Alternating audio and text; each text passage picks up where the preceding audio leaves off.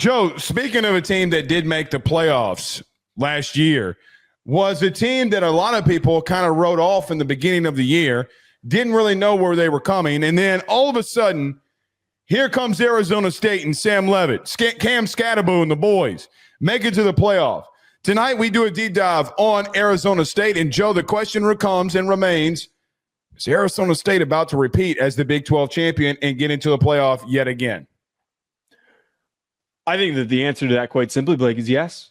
I think that it is so clear that this Arizona State team is primed to have another great year. And while it's easy to question if they can repeat it without Cam Scatterboo, last time we doubted them, it was a huge mistake. They are one of the teams that's returning with the most returning production in the conference. They are the most experienced Big 12 team, fourth in the country in returning production. They have 4 returning starting offensive linemen. They have 4 returning starters in their secondary. Keith Abney is a guy that a lot of people in draft circles are really hyped up at corner. Jordan Tyson is very hyped up at wide receiver. But most importantly, like I love Sam Leavitt. I love watching this kid play. I think that he is the prototype of a quarterback that can make plays with his legs, that can improvise, and shockingly, despite him being classified by a lot of people as a risk taker, barely turned the ball over last year. Was not a interception-prone guy. Was very smart and decisive, except for the game against Texas. So, Blake, I throw it to you. Yeah, right? Yeah. Right. I'm going to double check that, but I believe it was just the one at the end of the game. Mm-hmm. I throw it back to you of why would I pick anyone else? I mean, Texas Tech's on right behind them, and we talked up Texas Tech for what they did this offseason. But man, this Arizona State team could not have done a better job and could not have a more talented roster in the Big 12 of all conferences for them to go out there and dominate. My pushback has zero logic, and it's got all witch magic. You ready? It's the Big 12. That's why. Because stuff gets goofy. So all the voodoo and witchcraft that you could pull would be the reason why some of these Joe, let's call it what it is. On paper last year, going into the season, everybody was talking about how Utah was going to walk right into the Big 12 and dominate. Now, on this show, if you remember, please go pull up a Utah big deep dive. The question that remained between you and I was the health status of Cam Rising. And if he does come back, then great, but he's been out for a while. And what are they going to do at quarterback? Arizona State, and getting back to them, by the way, Arizona State, who was picked last to finish the conference last year, won the damn thing. Joe, they were picked last, and they won it. So you got Sam Leavitt. He comes back, a guy that's got a 24-6 TD to touchdown ratio. Joe, his coming out party, regardless of what anybody wants to say, was the Texas game. It wasn't even some of the throws that he made, and I know that Tyson was out, and they battled their asses off. The thing for Sam Leavitt, and starting off with your quarterback situation, is very simple to me. Is number one is how he moved and how athletic he was inside that pocket. Joe, I haven't seen that in a minute, if I'm being honest. He surprised the athleticism with Colin Simmons, with Moore, and everybody surrounding him. Joe, he made play after play. The one shaking Anthony Hill in the middle of the field, getting the first down, going down, getting them into overtime. The dude is a flat-out baller. And let's call it what it is. Joe, there were a lot of people trying to poach him in the offseason, and he returns to Arizona State. What a win for Kenny Dillingham and company. Where I'm going to push back a little bit offensively look, man, Cam Scatterboo was your heart and soul. Yeah. And so when you don't have that guy, what do you look like? Does Sam Leavitt take a massive leap? Joe, you and I both probably agree that he is. I do think they're going to be a different team, though. I don't know if their focus and emphasis is on running the rock as much as they did. Now, I know they bring in Udo from Army. I think it's Udo. Okay, yeah. Udo from Army, 1,100-yard back from a season ago. I'm sure he can be the next version of Cam Scatterboo. It's not what I'm trying to say. However, you brought up some interesting things. If Sam Leavitt is the quarterback that we think that he is and he takes that next step, what's very interesting to me is, Joe, you bring in Jalen Moss. You bring in a guy in Jalen Moss from Fresno State who in 2 seasons had 103 catches, 1,269 yards, and 10 touchdowns. Now you're adding, and what happened when Tyson goes down in the playoff, Joe, if they got a prominent number 2 and Tyson does go down, what can Sam Leavitt do? Here was the thing in that Texas game and down the stretch a season ago. The problem is that I never felt like he had a real weapon outside of Scatterboo that can actually make plays. You go out and you get Jalen Moss, you bring back Jordan Tyson, who, Joe, that might be the best 1-2 combo in the Big 12 right now, based off of what we've seen. So I think that there's style changes more to what we saw Dillingham do more at Oregon. If you remember how electric and really good that he was there, I think it changes. Not by much. Offensively, the biggest thing that you talked about was Sam Leavitt, yes, fine. Joe, they got 4 offensive linemen returning. They bring in 1 from the portal. Joe, I looked this up. Now, this is per Arizona State. Last year, that group played over 1,200 plays together. That's a normal year, whatever. Joe, they did it the year before, too. So now you're talking about a situation where, Joe, you're getting to a place where these guys at the end of this upcoming season, they're going to have 36 combined starts together. 36. That is ridiculous. By the way, they got a total of like 62, I think, that are returning as of a whole. But as a unit together, that's going to be absolutely ridiculous. I think offensively, they might be the most dynamic. I do think they have maybe and potentially the most dynamic quarterback in the conference. Let's see what Caden Salter at Colorado can do. But what he did at the end of the season turned a lot of heads.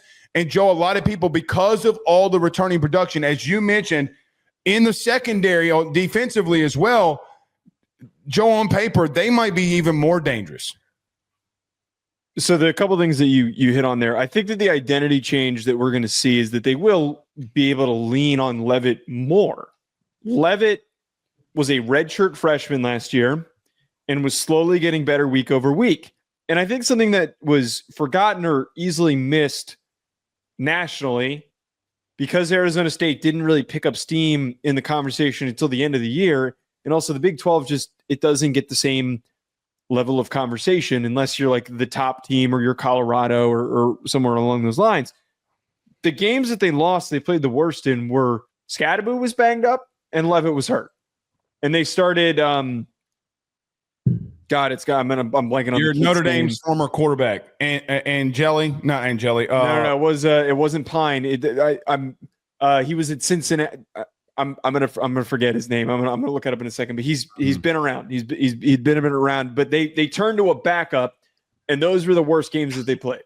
When Leavitt was in, they were in rhythm, and he wasn't fully healthy. It felt like until that last game against Texas, when there was a little bit of a buffer time for him to get back to full health.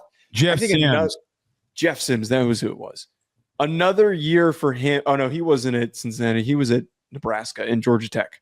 Another year in the system allows for him to learn and the chemistry to build up. They're going to be able to attack downfield. Having the best secondary and the best receiving unit in the conference is how you go on to win the conference. The last part, and I'm asking you politely, do not use this as a tangent point. Their strength of schedule nationally coming into the season in terms of opponent win percentage is 60th. So they're going to go 10-2. I'm glad you said don't make this a tangent point because I would. Yeah, because I know you would have. But just take that with what you will. If we're just talking about like projecting win total, how do they finish the year? 10-2. We got to talk about the strength of schedule here when we have these conversations. It is more than set up for them to do and accomplish all this because the conference that they're in and the schedule that they're getting in the Big 12 this year, they're avoiding most of the big time difficult opponents in the Big 12. There is a crutch in this weakness. You ready? Or there's a weakness in this clutch that we bring in here. Okay. They did not get after the passer worth a damn last year. One of the worst teams in the Big 12 in sack production. One of the worst teams in the Big 12 in pressure rate. One of the worst teams in the Big 12 at tackles for loss in the run game. Joe, you get in some of these high-profile games, and I know what you did a season ago, but you better get after the passer. Now, you talked about the secondary and the secondary being really good, and they were exceptional. You got to find ways to help an elite secondary out because you know why? That's when batted balls turn into interceptions. That's when turnovers start happening and you start separating yourself. Joe, the Clayton Smith had the highest sack total a season ago at 4.5. They played 14 games. 14. Joe, they averaged less than a half a sack a game. You better figure a way to get after the passer, or some of the quarterbacks in this Big 12, with some of the pieces that you have, you go up against Texas Tech, you let Caden Salter sit back in the pocket, you let some of these teams who are starting to evolve in the Big 12 to some extent, and you let them sit back there, you're going to get eaten alive. It doesn't matter who your secondary is. I do favor Arizona State right now. I think Texas Tech is on the come up. I think those two are on a collision course to win this thing. Maybe Colorado with a leap play from Caden Salter or Juju Lewis can maybe make a run here. I don't know. But, Joe, defensively and offensively, they got the most production returning, and Cam Scatterboo walked out the door. You're bringing in an 1,100-yard rusher. I think that they got talent all over the place. I think that I would favor them in the Big 12. If you had to ask me right now, I do have some reserves. Let me say this, too. Arizona State fans, do not get mad. Joe, remember the beginning of the Texas-Arizona State game? Texas opened up a can of whoop ass in the beginning. Yep. They absolutely opened up a can of whoop ass. And in Texas fashion, in straight Texas fashion, like they did all year long, they played to the level of their opponent the next 3 quarters. Plus, it's a great building block to build off of. When I'm saying that you're a playoff contender, does not mean I think you're a national title contender, and I think there's a massive difference. So, you hear all the things that we're talking about here. I think you can win your conference and make the playoff. Go up against Georgia, Notre Dame, Ohio State, Penn State from a year ago. Those teams don't play around with you. They don't play around with their food. They don't. Notre Dame lost to Northern Illinois. Ohio State lost to Michigan. That sounds good. The problem with that is I think that those teams even have, to some extent, a little bit more talent than they do, Joe, on the fronts.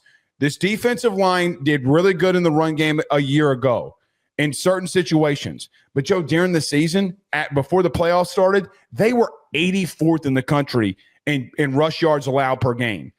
Yes, you did good against Texas in all of these different outlets. Let's not mistake some of the issues that you had in your front seven a year ago, too. I do agree that that's where my attention ran, was how does the defensive line play? They have to be better. You can survive in the Big 12 without a really elite defensive line play, just because you're not going up against a lot of teams that have really good offensive lines. But as you mentioned, there's all these quarterbacks now this upcoming year that I think are going to be tremendous. A bunch that we're probably not even going to get to for their team previews. Josh Hoover, Sawyer Robertson, great player. You mentioned Caden Salter. There are Devin Dampier from Utah, we will talk about Utah. There's a lot of talent, so they have to be better in that area. I'll stir the pot a little bit. I think it is plausible for them, if they reach the playoff, that they can go from just being a playoff team that almost pulled off an upset. Depends who they get. If they're one of the lowest seeds and they play Texas this year, no, I don't think that they're going to beat Texas. I don't. I don't want to hear anyone go we almost beat them last year. The Texas team is going to be better. Texas team is going to be better this year. But if they caught they caught Indiana, or I'm trying to think if there was any of the back end SEC teams. They play SMU. If they played SMU, or if they played maybe Miami, those are teams that they could plausibly beat. If Sam Leavitt went off the way that he did and didn't turn the ball over, they could win win those games. Unrealistic for them to win any of these matchups with any of the top 6 seeded teams. Anyone in the back end, though, it's possible. We'll see. I'm not there yet. Right. Titan with a $2 super chat says Utah will make a Big 12 championship run. We'll talk on Utah in a couple of days here. Their quick preview, their offensive line is insanely good. Who's their quarterback? Devin Dampier, who's transferring in from New Mexico, who had one of the most productive seasons for a G5 quarterback last year. He's fast as hell. He's small. Caleb Lomu and Spencer Fano are going to be first-round picks on their offensive line. So that's just the one stipulation that I'm putting out. Like when we talk about them, that's going to be the Arizona State. Then that's a problem for you. They got them in the middle of the season. They got to get after them. That could be a tricky game. Do you want to get to Arizona State's schedule? Or do you I'll read through it and then we'll move over to Louisville. Northern Arizona at Mississippi State versus Texas State, at Baylor versus TCU, bye week at Utah. So like that's the one I'm circling that like they could get upset and get knocked off. Versus Texas Tech, versus Houston, at Iowa State, bye week, versus West Virginia, at Colorado, versus Arizona. So, I mean, the immediate is October 11th and October 18th when they got Utah at Utah and then Texas Tech comes into town. That's your Big 12 season right there. Yeah. Rest of this is survivable. Listen, please take this with a grain of salt, Joe, because I think you're going to know what I'm trying to say here. Go into Starkville and blow them out. Go to Starkville and blow them out. Because you can't be in a situation where Georgia blows the doors off of, or one of these SEC teams blows the door off of Mississippi State in one of these conference games, and you're sitting there in the fourth quarter and it's a 7-point game. People are not going to be forgiving for that. They're not, with that. And they shouldn't. They shouldn't. So go in there and blow the doors off. We'll see. West Virginia. I mean, look, I love Rich Rod. It's crazy what 1 year can do and how a man feels about another team.